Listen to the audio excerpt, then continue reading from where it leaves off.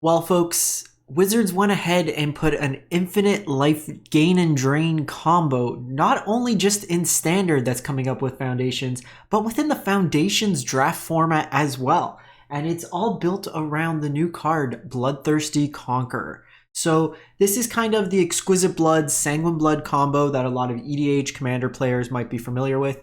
Bloodthirsty Conqueror is a 5 mana 5/5 flying death touch, and then whenever an opponent loses life, you gain that much life. So pairing it with two cards in the format that will be legal in Standard come Foundation, you're able to create a loop where you just infinitely gain and drain life until your opponent's dead, which is kind of a sweet way to play like as a combo deck. So how this works, there is a card in Foundations that's getting a reprint, Marauding Blight-Priest. So 3 mana, 3/2. Whenever you gain life, each opponent loses a life. So that would lose a life. If we look at the Bloodthirsty Conqueror, they would then you would then gain life and then lose life and vice versa. There's also Enduring Tenacity, which is already a legal card and is part of the Enduring cycle. So for 4 mana, whenever you gain life, target opponent loses that much life, and then if it dies, it becomes an enchantment as well. So there's a few ways that we're going to look at where you can curve out in this deck to see how do we kind of build this deck for Standard. So we are going to look at a bunch of cards that you could consider for the deck, and then I'm going to do a first draft of the deck itself. So what we're going to do is we are going to hop over to Arena, and these are a bunch of cards you could consider, and I'll go over some of my thought process for it. So there's kind of grouping into ways to gain life. So you have things like lifelink, kind of triggered abilities, things that provide various card advantage elements to help you dig for your combo, redundancy elements, stuff of that nature, and then combo pieces themselves. So right off the bat, there's something like Case of the Uneaten Feast. This would allow you, as you curve out, to immediately combo. So you'd have this turn 1, 2, 3. You'd play Enduring Tenacity, for example, on 4, the Marauder on 5. The Marauder comes to play, you gain a life, it triggers the cycle right away. So you don't need to attack, you don't need to worry about anything. It gets it going right away in terms of the cycle. There's kind of a bat sub-theme that you could build around. Rune Lurker Bat, 1 mana, 1/1 life linker. Can help you set up your draws potentially, but for the most part, this is another creature that's evasive, that can trigger that life gain to get the cycle going. You really just need 1 point of life to get the loop going, and then you can kind of pop off once you have the 2 pieces in play. Carrot Cake, a way to kind of set you up early. This does require mana to activate to gain the life, so it might not be the best solution. Phyrexian Missionary, another life linker that has the utility late game to rebuy some of your effects. I do think there's better options that can be played than this, but this is something if you just want like the strict life gain theme. There's Caustic Bronco, that's another way to provide some card advantage. This will allow you to kind of either burn them out or get you card advantage. You can build your deck in a way that can have a curve that will allow you to saddle. Deep Cavern Bat obviously is the Thoughtseize effect with lifelink, which is strong. Starscape Cleric as another way to gain life, drain life. So whenever you gain life, each opponent loses a life. This is another way that could kind of trigger the combo as well and get that loop going. So you can kind of have multiple ways to play out the deck that way there. So it's another kind of combo piece. This one can't block, but allows you to offspring potentially. Amalia is a nice kind of enabler. This can be a way to get some virtual card advantage. While you don't necessarily draw the creature part, you can clear lands off the top of your library. There's potential that you could build the deck in like almost an Ilias Akor aristocrat style shell. This also kind of replicates the Case of the Uneaten Feast, where when a creature comes into play, you gain a life, which would trigger the combo. There's Lunar Convocation. This way here is another way that you get some card advantage. So this could kind of kick off the combo a number of different ways. So if you gain life at the beginning of your end step, each opponent loses a life. So that triggers the cycle and then gets the loop going. If you gain life, at the beginning of your end step, if you gained and lost life, then you get to create a bat, which can trigger a life gain trigger, and then you can pay 2 mana to lose 2 life to draw some cards. So it helps you dig to the combo. So some interesting elements there. Might be a little bit more narrow, but Cthulhu's Flanker is a flexible card because it can gain you life to get the cycle going. It can also exile cards from target player's graveyard. Enduring Innocence is a life linker that can draw you cards if you build your deck like lower curve.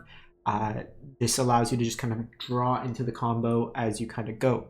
Gumdrop Poisoner could be removal, could be lifelinker, and it's another way to create a food token that can enable some life gain.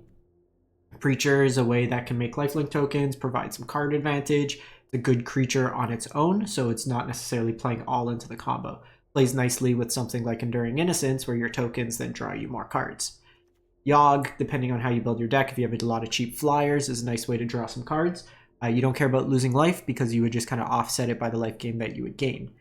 Zorlin, this is another way whenever bats control attack. So this is another way that you can get the counter just having a bat attack. This also lets you rebuy some of your smaller stuff. So if they kill stuff, you can kind of get that value engine going and just kind of keep playing more of a fair game with the combo finish at the end. Phasa's probably too high on curve. You're also going to be pretty dense with creatures and then head of life. So while this has a lot of keywords that might be relevant, I think this one's a little bit more of a trap. Obviously, Enduring Tenacity is a card you care about for the combo. Sheoldred, this will a little bit slower. You would have to wait like a full turn cycle or have a way to draw cards. It has, again, text in terms of gain life that can be relevant. Aclazot's another bat, depending if how high you want to be on curve. I think if you're already playing a bunch of 5-drops, this is probably too high. A couple cards to consider. More for the prototype, this can give lifelink, so it allows you, even if you go like Steel Seraph on 3, Enduring on 4, the Marauder on 5, then you can give this lifelink and then attack in and then trigger the combo there.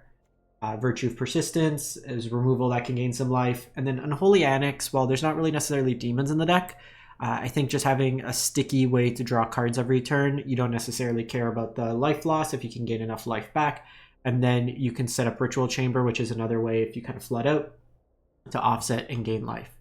There's one other creature that I forgot to include here, which is, where did you go? So the Essence Chandler. So this is kind of your Johnny Pridemate style effect. If you lose life, it gets Flying Vigilance, and then if you gain life, you put counters. When it dies, you get to move the counters around.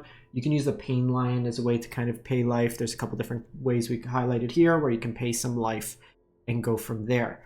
I think it depends on how you want to build it. If it's more like Soul Warden-y style effect with the Essence Chandler, then you can play something like this. If you want to go more all-in combo, you can go Starscape Cleric, because this is another way to kind of play.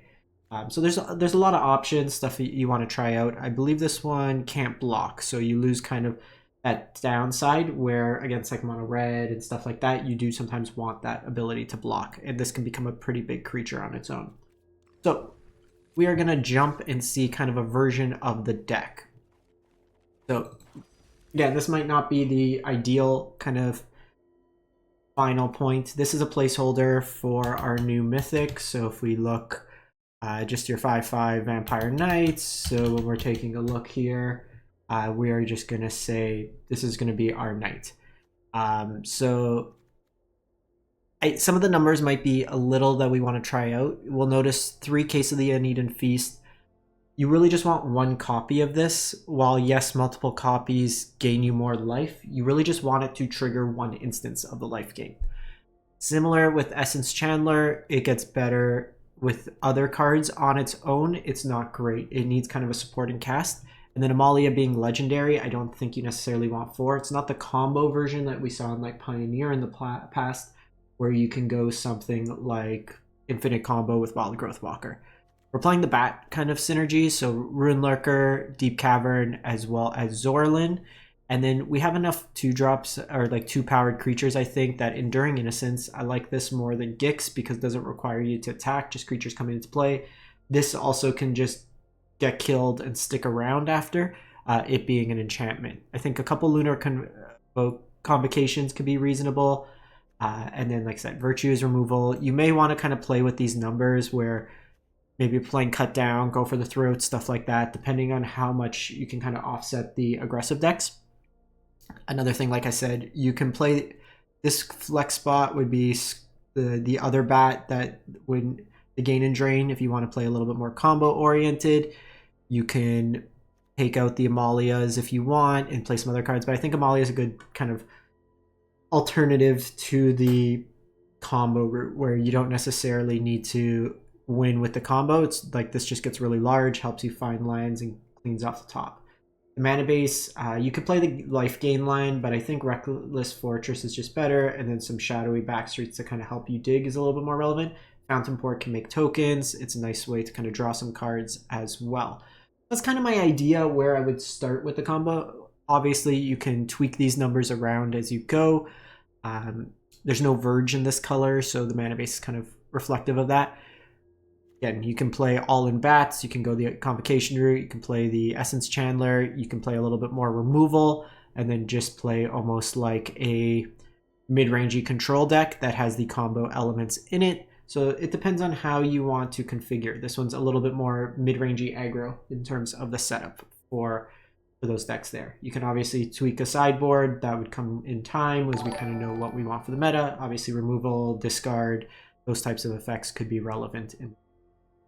Let me know what you think, and we'll be out with new Foundation decks in about a week's time. When the set releases, we do metagame breakdowns here on the channel where we look at statistics behind the scenes of Arena Ladder. So we'll give you kind of a numerical basis in terms of saying the best deck, not just like, oh, I have a feeling. We look at a bunch of stats, thousands of games through a companion tool, and then kind of rank each of the decks each week so you can kind of get trends in terms of the standard best of 1, best of 3 meta, as well as the other formats as well. So if you want to keep up to date, make sure to subscribe, and we'll see you next time. Thanks for watching.